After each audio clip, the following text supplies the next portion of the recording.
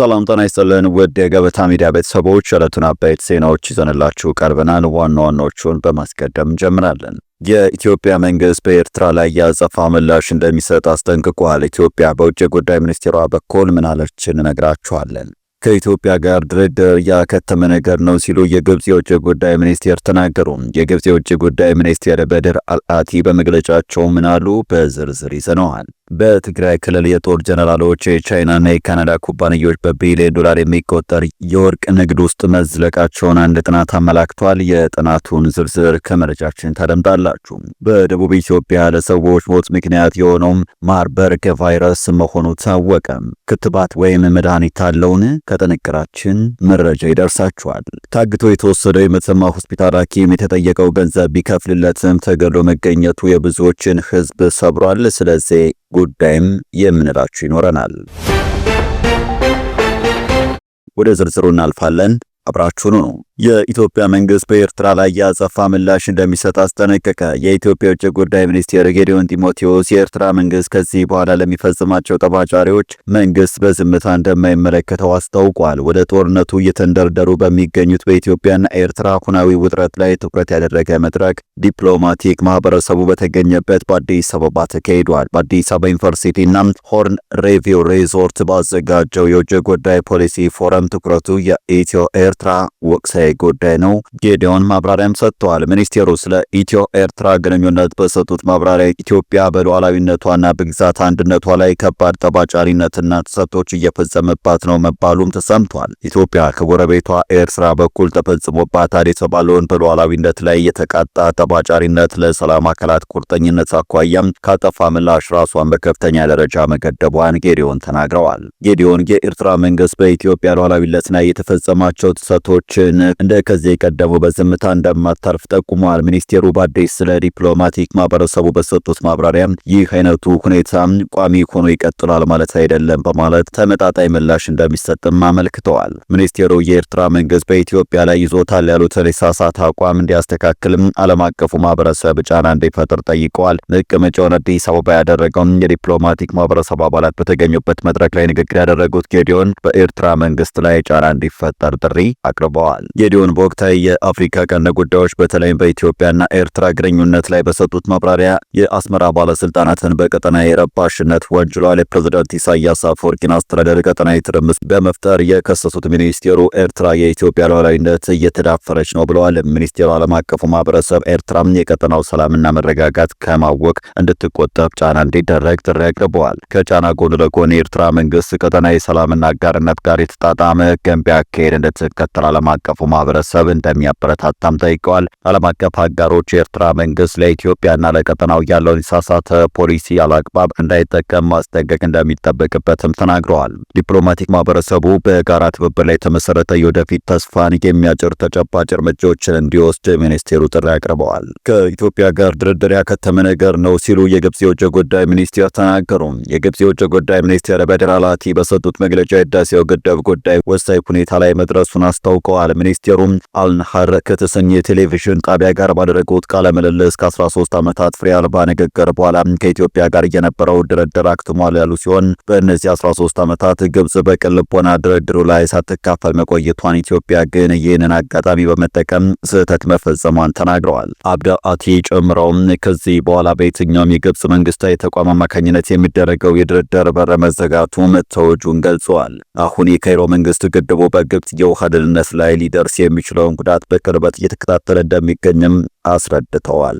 ሚኒስቴሩ ንግግራቸውን ሲቀጥሉ ግብጽ በዓለም አቀፍ ሕግና በተባበሩት መንግስታት ድርጅት ቻርተር መሰረት የውሃ ጥቅሟን የማስጠበቅ ሙሉ መብት እንዳላት ጠቅሰው ዓለም አቀፉ ማህበረሰብ አሜሪካን ጨምሮ ይህን የግብጽ ሕጋዊ መሰረት እንዲገነዘቡ መደረጉንም አስታውቀዋል። በዚህ ጉዳይ ከሱዳን ጋር ያለውን ቅንጅት በተመለከተ የጠየቁት ሚኒስቴሩ በካይሮና በካርቱም መካከል የአቋም መመሳሰል መኖሩንም አስረድተዋል። ጨምሮም የግብጽ አቋም በዋነኝነት የሚጠቅመው ለሱዳን ሲሆን የግብጽ ፍላጎት ተከታይ ነው ብለዋል። ከዚህ ቀደም ባለው ልምድ ኢትዮጵያ የተናጠል እርምጃ በመውሰዷና ካለ ትብብር ከግድቡ ላይ ውሃ በመልቀቋ በመጀመሪያ ጎርፍ ያጋጠመው በሱዳን መሆኑንና ግብጽ የደረሰው ቀጥሎ መሆኑን ለዚህ አባባላቸው ማሳያ አድርገውም ጠቅሰዋል።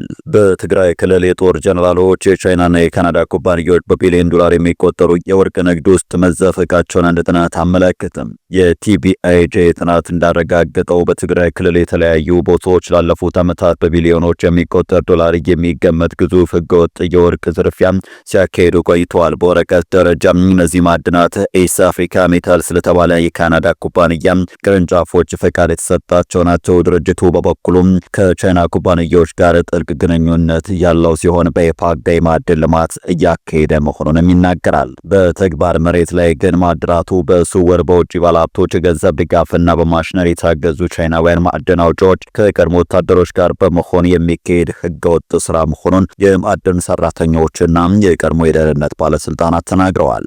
ቦታዎቹ የሚጠብቁት ግዙፍ የኮንትሮባንድ መረቦችን በሚቆጣጠሩ የጦር አዛዦች ሲሆን ይህ ህገወጥ ንግድ በጦርነት በመውደሙ ክልል ውስጥ ተጨማሪ ግጭቶችን እየቀሰቀሰ ነው ተብሏል። ህገወጥ የወርቅ ማውጣቱ ሂደት ሜርኩሪና ሳይናይድ ያሉ መርዛማ ኬሚካሎችን በመጠቀም የአካባቢውን መሬትና ውሃ እየበከለ እንደሆነም ጥናቱ አረጋግጧል። በአካባቢው የሚኖሩ ነዋሪዎችም እንግዳ የሆኑ የቆዳ በሽታዎች እንደታዩባቸው እንዲሁም ሰብሎቻቸውና እንስሳቶቻቸው እየሞቱ መሆኑን ሪፖርት አድርገዋል። ጋዜጠኞችና መረጃ አጋሪዎች በዚህ ጉዳይ ላይ ሲዘግቡ ለእስር ለከባድ ማስፈራሪያና ለሞት የተዳረጉ ሲሆን የመሬት ዝርፊያውን የተቃወሙ የትግራይ ነዋሪዎችም ተገለዋል ተብሏል። ከጦር ሰራዊቱ የወጣ አንድ የቀድሞ ወታደር ለቲቢአይጄ በሰጠው አስተያየት በሙስና መማረሩን ገልጾም የቲዲኤፍ አዛዦች፣ የፌዴራል መኮንኖች፣ የውጭ ዜጎች እነሱ ራሳቸው ሁከቱን ይፈጥራሉ፣ ከዚያም ከሁከቱ ትርፍ ያገኛሉ፣ ሁሉም ተጠቃሚ ናቸው፣ የትግራይ ህዝብ ብቻ ሲቀር በማለት መናገራቸው ተዘግቧል።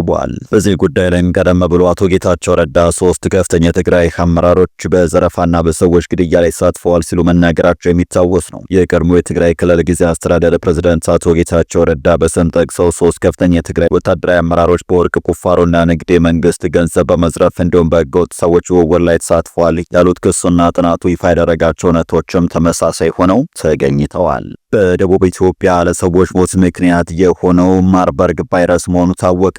ክትባት ወይም መድኃኒት አለውን የሚለውን ጉዳይ ስንመለከት በደቡብ ኢትዮጵያ በጂንካ ከተማ ተከስቶ ለ6 ሰዎች ሞት ምክንያት የሆነው በሽታ ማርበርግ ቫይረስ መሆኑን የጤና ጥበቃ ሚኒስቴር አስታውቋል። ከኢትዮጵያም በስተደቡብ በሚገኙ አገራት ውስጥ ተከስቶ የነበረው ይህ በሽታ ከሳምንት በፊት ነው በደቡብ ኢትዮጵያ አካባቢዎች ተከስቶ 2 የጤና ባለሙያዎችን ጨምሮ 6 ሰዎች ነው የገደለው። የጤና ሚኒስቴር ባወጣው መግለጫ የበሽታውን ምልክት ያሳየ ወይም በቫይረሱ የተጠረጠረ ሰው እንዳልተገኘና በሽታውን የመከላከል እንዲሁም የመቆጣጠር ስራ የተሰራ እንደሚገኝም ጠቅሷል። ይህ ቫይረስ ከአንድ ዓመት በፊት በምስራቅ አፍሪካ ሀገራት ውስጥ ተከስቶ በርካታ ሰዎችን ለከባድ ህመምና ለአጣዳፊ ሞት አብቅቶም ነበር።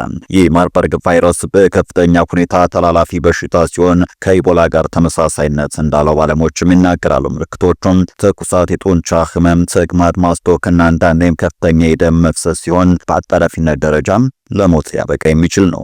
ከቅርብ ዓመታት ወዲህ በመቶዎች የሚቆጠሩ ሰዎች በማርበርግ ቫይረስ ተይዘው ለሞት ተዳርገዋል። ከሞላ ጎደል ሁሉም የሞቱት አፍሪካ ውስጥ ብቻ ነው። አሁን ላይ ምንም እንኳን ሙከራዎች የተደረጉ ቢሆንም ለቫይረሱ የተለየ ሕክምና ወይም ክትባት የለም ተብሏል። ለሕክምና የሚያገለግሉ የተለያዩ የደም ውጤቶች፣ መድኃኒት እንዲሁም የበሽታው መከላከያ መንገዶች እየተዘጋጁ ናቸው ሲል የዓለም ጤና ድርጅት አመላክቷል።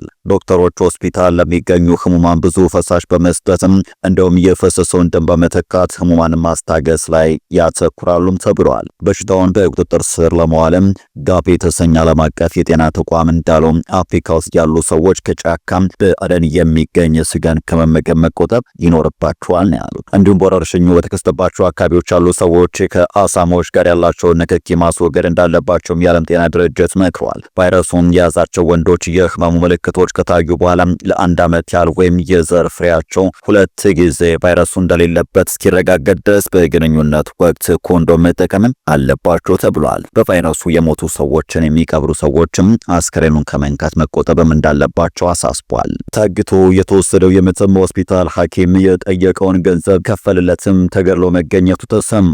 በመተማ አጠቃላይ ሆስፒታል የዓይን ሕክምና ነርስ የነበረው አቶ ዳንኤል ነጋ ጥቅምት 19 2018 ማታ 4 የበላ ከነበረበት ምግብ ቤት ታጣቂዎች ታግቶ ከተወሰደ በኋላ 3.5 ሚሊዮን ብር እንዲከፈል ተጠይቆ እንደነበረ ቤተሰቡ አባል ለቢቢሲ ተናግረዋል። ገንዘብ በመጠየቅ ከተፈጸሙ እገታ በኋላም ተገድሎ የተገኘው ባለትዳርና ልጆች አባት የሆነው ነርስ ዳንኤል በሆስፒታሉ ጥቂት ባለሙያዎች ባሉበት ዘርፍ ታታሪ ሰራተኛ እንደነበረን ባልደረቦቹ ይናገራሉ። ለደህንነታቸው ሲሉ ስማቸው እንዲጠቀስ ያልፈቀዱ የሟች ቤተሰብ ጥቅምት 19 2018 ሟች አቶ ዳንኤል አዳሪ ሰራተኛ እንደነበረና ከምሽቱ 1 ሰዓት አካባቢ ራት በልቼ ልምጣ ብሎም ከሆስፒታሉ መውጣቱን መስማታቸውንም ተናግረዋል። በሆስፒታሉ ዋና በር አካባቢ ሁልጊዜ ምግብ የሚበላበት ቤት ውስጥ እየተመገበ እያለ 6 መሳሪያ የያዙ ታጣቂዎች መጥተው እንደወሰዱት መስማታቸውን ጨምሮ አስረድተዋል። በተወሰደበት ምሽት አጋቾቹ ለባለቤቱ ደውለው መታገቱን መናገራቸውና ጠዋት ደግሞ ሌሎች ዘመዶች ስለ ሁኔታው መስማታቸውንም ተናግረዋል። አጋቾቹ ለባለቤቱ በደወሉበት ወቅት ሕይወቱን የምትፈልጉ ከሆነ 3.5 ሚሊዮን ብር አምጡም ብለው ሲጠይቁ መስማታቸውንም ገልጸዋል። አክለውም የሟች አቶ ዳንኤል ነጋ አጋቾችም የሚናገሩት ባለቤት የነና ወንድሙን ብቻ መሆኑን ገልጸው የሚጠቀሙትም የእነርሱን ስልክ ብቻ መሆኑን አስረድተዋል። ባለቤቱ የተጠየቀችውን 3.5 ሚሊዮን ብር እንደሌላ ስትናገር አተን ነው የያዝነው፣ ብር አላችሁ፣ ጎረቤት አላችሁ፣ ሕይወቱን የምትፈልጉ ከሆነ ቶሎ ክፈይ አሏትም ይላሉ። የሟች ባለቤት አቶ ዳንኤልን ለማስለቀቅ ከወዳጅ ዘመድ ጋር በመሆን ብር ማፈላለግ መጀመራቸውን ተናግረዋል። ብሩን እያፈላለጉ ምን ያህል እንደደረሰላቸው ለአጋቾቹ በየጊዜ ይናገሩ እንደነበር የሚያስረዱት የሟች ዘመድ አሁን 150 ሺህ ብር ደርሰናል፣ 250 ሺህ ብር ደርሰናል እያልና ሳውቃቸው ሰነባብተናል ብለዋል። በማላጋቾቹ አቶ ዳንኤል ባለቤቱ እያነጋገረን ያደርጉ እንደነበረን የተናገሩትን የቤተሰቡ አባል እያሰቃዩኝ ስለሆነ ቶሎ በሉ ባካችሁ እንዳላቸውም ገልጸዋል። በተለያዩ አካባቢዎች የሚገኙ ጓደኞቹም የቴሌግራም ቡድን በመክፈት ብር ማሰባሰባቸውንና ወደ 500 ሺህ ብር ሲደርሱ ባለቤቱ ለአጋቾቹ በድጋሚ ደውላ አሳውቃቸዋለች። ባለፈው ሳምንት አርብ ታጋቾቹም 600 ሺህ ብር ክፈሉ እና ሰውየውን መውሰድ ትችላላችሁ በማለት መልእክት አስተላልፈው ነበረ።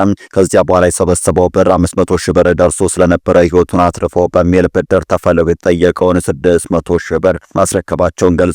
ቤተሰቡ ይህ በሚሆንበት ወቅት ለፖሊስ ሄዶ አለማመልከቱን የሚናገሩ የቤተሰብ አባሉ ባለቤቱ ጎንደር ቤት ተከራይታ እንደምትኖር የታጋቾች ቤተሰቦች ጭልጋ መሆናቸውን እርሱ የታገተበት ስፍራ ደግሞ ገንዳ ውሃ የሚባል አካባቢ መሆኑን ይህንን ለማድረግ አለመቻሉን ጠቅሷል። በተጨማሪም አብረውት ከሚሰሩ የስራ ባልደረቦች አካባቢ ፖሊስ የምግብ ቤቱን ባለቤት አብሮት ምግብ እየተመገበ የነበረውን ግለሰብ እንዲሁም የተወሰነ ባልደረቦቹ በቁጥጥር ስር ውሎ እንደነበረ መስማታቸውን ገልጸዋል። በዚህ የተነሳ የጸጥታ አካላት ክትትል እያደረጉ ነው በሚል ምንም አይነት እርምጃ ለመውሰዳቸውን ይናገራሉ። ባለፈው ሳምንት አርብ ዕለት የተጠየቀው 600 ሺህ ብር ከተከፈለ በኋላ ግለሰቡ ሳይለቀቅ በመቅረቱ እስከ እሁድ ድረስ በትዕግስት ይጠባበቁ ነበር። ነገር ግን ሰኞ ዕለት የሕክምና ባለሙያው ነርስ ዳንኤል በታገተበት አካባቢ ተገሎ የተጣለው ሰው መኖሩን የሰሙ ሰዎች ከአካባቢው ሚሊሻዎች ጋር በመሆን ወደ ስፍራው በሄዱበት ጊዜ ተገሎ አስከሬኑን አግኝተዋል። አስከሬኑን አንስቶ ወደ ቤተሰብ ለማምጣት ባለመቻሉ እዚያው እንደተቀበረ የሚናገሩት የቤተሰብ አባሉ ባለቤቱ መሞቱ እንደሰማች ታማ ሆስፒታል መግባቷን የተሰማው